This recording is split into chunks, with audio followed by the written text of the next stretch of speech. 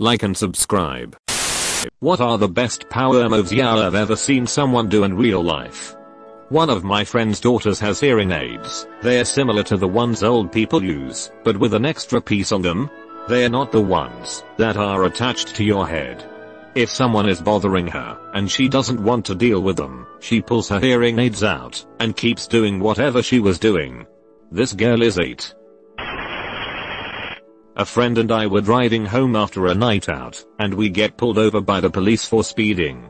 The cop approaches our vehicle, and my friend, the driver, says to the cop, "I did not even see you. Where were you parked?" The cop responds by saying he was parked at the bottom of an apartment building driveway that has a blind spot.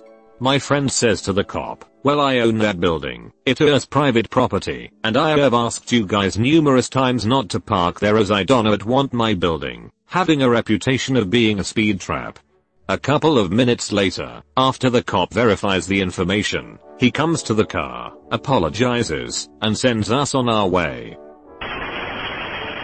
My first boyfriend and I were out at a restaurant in the middle of the week.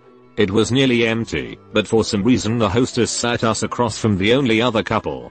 We were 18 and the couple was about 30. The guy was talking at length about his boring job and the lady was obviously not into it. He was talking so loud that me and my boyfriend, couldn't even have our own conversation. The guy finally shut up and there was an extended silence. After a bit, my BF looked up at me and said, "So, do you put out?" I busted out laughing, and the woman at the other table hastily covered her grin. The dude scoffs, and says, "Good one buddy," and threw his napkin down, like he lost an argument or something. I'm not a man, so I don't know what kind of power play that was, but I will never forget it. Junior year of high school, AP physics class. It's the end of the year, AP tests are over, we have nothing left to do, so our teacher is leading a game of scientist hangman. The puzzle on the board is NRN. The classroom door is open. There's a senior walking down the hallway past the classroom. He takes one glance at the puzzle and yells Daniel Bernoulli, without breaking stride. My 3-year-old nephew came up to me and said, "Uncle, do you want to hear a joke?"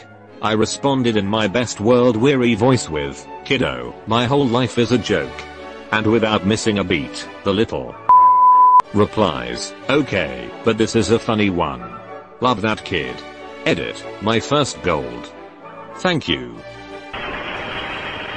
This kid from my class in high school was too late for physics class. When he entered the class, the teacher said, "When you are too late, you know you are not supposed to enter that door, Jacob." So, this happened on a summer day, and the fire exit door was open. After 10 minutes we hear this walking sound on the metal steps of the emergency stairs outside. We had class in room 403, the 4th floor. After a while we all see Jacob entering the room from the fire exit like nothing happened and sit down. Dropped my son at preschool early with breakfast. Only other kids, there was a girl eating her breakfast at one end of the table. She bats her eyes and says, "You can sit by me." He says, "I like this seat over here, at the other end of the table." And she got up and moved. So, IDK if this counts, but I used to work retail full-time in college. For those who don't know, *MOST* retail is like, horrendously Thai. Anyways, we had to ask for days off like a month plus in advance, and PTO was basically unusable, unless you asked 3 or more months in advance. Of course this led to people being sick all the time, like we were a bunch of middle schoolers or something. It was December, and my family was planning an out-of-country vacation in late July. So, I put my time off request in the book, mid-December, dated it, and mentioned it in passing to my manager, just so he'd have a heads up. Of note, I had plenty of PTO to make this work, either way. So, May rolls around, and they are making the July schedule, and my manager, Bob, says, "Yeah, unfortunately El Todsera, I'm not going to be able to accommodate your time off request next month." Me, huh? Bob, there's no one to cover you for a whole week. Me, well, I hope you find someone. Bob, I can't, sorry man, You can't go. Me, yeah well, look, it's not a request, but I'm going. It's been on the calendar for like 6 months. Find someone to cover it, or don't, but it's honestly not my problem. Bob, well, unfortunately I'm going to have to put you on the schedule anyway, and you can explain to Jen, store manager, why you won't be at work. Me, sure thing. I feel like I'll probably have some pretty bad diarrhea that week, unfortunately. Then I went right upstairs and told her the same thing I told him. It's not a request, I have the PTO, and I put it down 6 months in advance. Find someone to fill in for a week, and if you can't, hire someone new. I took my vacation and worked there for another year. I did basically this once. When I was in college I was working on getting a summer job. When I was interviewing for this job I told them I had full availability and that I very rarely take time off. I also told them that the only time that I can't work is 3 days in a row in late July. Well, I got the job, and true to my word I worked all summer without time off requests other than that 1 week. A couple of weeks before that week, when scheduling for that week did come, I got pulled aside and told that they would need me for that time. Something about how they didn't have enough people that knew all the positions that I did to be able to cover me. Basically if I went they would fire me for not showing up on those days, and if I called in sick they would know that I was lying. I looked at my boss and asked him, so if I go, are you gonna fire me? He told me yep, and that I can't go. So at that moment I started to take off my name tag and other parts of my uniform. When he asked me what I was doing I replied, if you're gonna fire me in a couple of weeks for this, I'm just gonna let you do it now. See if you can get all my shifts covered for 3 weeks. His tone quickly changed. Had a friend walk up to a girl at a party and say, you are the hottest girl here, and I'm the best looking guy. We belong together. He took her home, and they are married now. She was the hottest girl there, it's debatable on him. Was at a Mexican restaurant on Cinco de Mayo.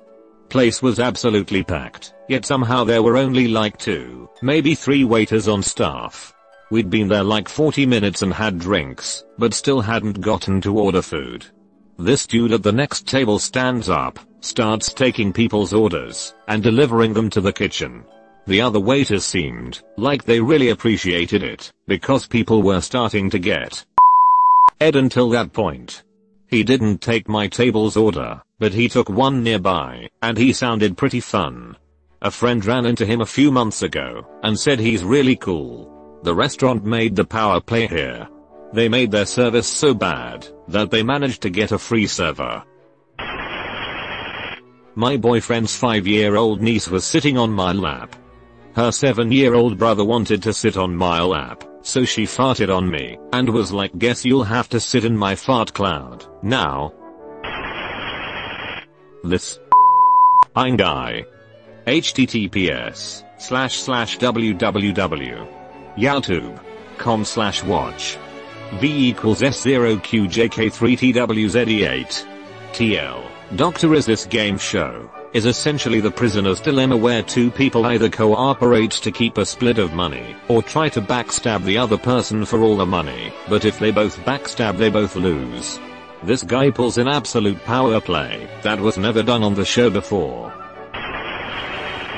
At a bar, not particularly busy, bartender was talking to some girl across bar, ignoring everybody else who was trying to get drinks. 10 minutes go by, still chatting. Guy reaches across bar and fills himself up from tap.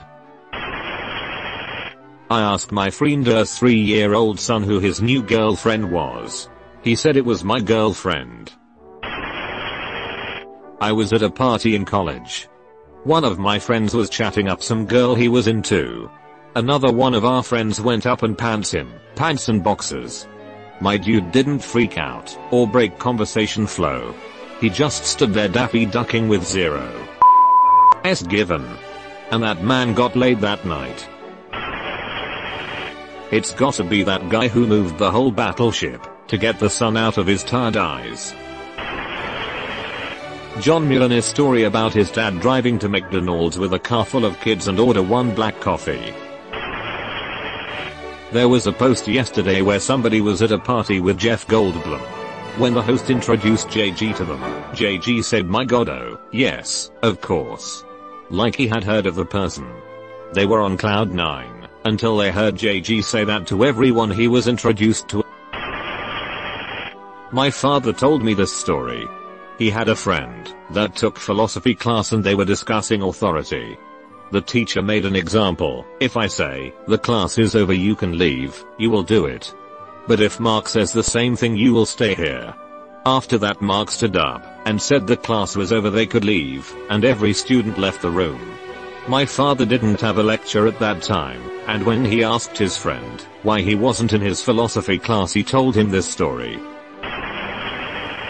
I was meeting up with my friends at the bar. They had all been there for a while, and comprised about 90% of the bar's business. When I walked in, the hostess decided I was going to be the first one charged a cover fee for entry. I told her I wasn't there for their event and just wanted to sit with my friends already at the bar. She told me tough luck basically, and that I would have to pay.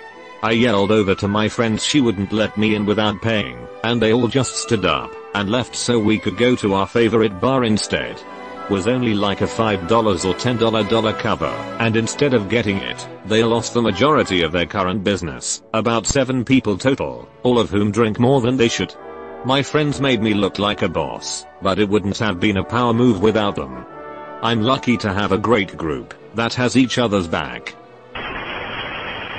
This is from back in HS in the 90s. I had a friend that was really small who would get picked on often but never did anything about it. Neither did the rest of us when we got picked on. Nothing ever got physical, so who cares? Why start a fight? Use your words, not your fists, etc. One day, we were talking, and a big dude that was in his grade grabbed him in a chokehold out of nowhere. No reason at all. My buddy kicked one leg forward and all of a sudden, the big dude was on his back and pinned. My buddy hit him by the throat. He said, "Will you stop it now?" The big guy did. Never bugged him again. It so happens that the little guy's dad taught Shotokan, and he was absurdly good. I've never seen someone move so fast. Took down a guy that was 75 pounds heavier than him easy. Apparently he helped his dad train students. He'd never brought it up before as it wasn't important to him. Girls and cars were more interesting at the time to us. Years ago, a buddy and stopped in one of the national chain restaurants open 24 hours. Usually the service was pretty decent. Not sure what happened that time. Was a number of people in a kind of addition room off the main area. Got our food and first round of drinks. Buddy wanted a coffee refill. They did not leave us the carafe like some do now. No waitress, nobody checked in the room for a while.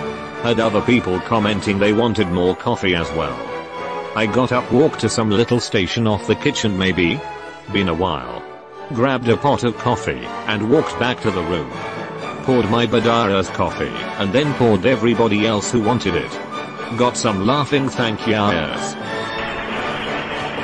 You've been visited by the ghost of a very important man. Pay your respects by liking and subscribing, and he'll grant you 3 weeks of good luck.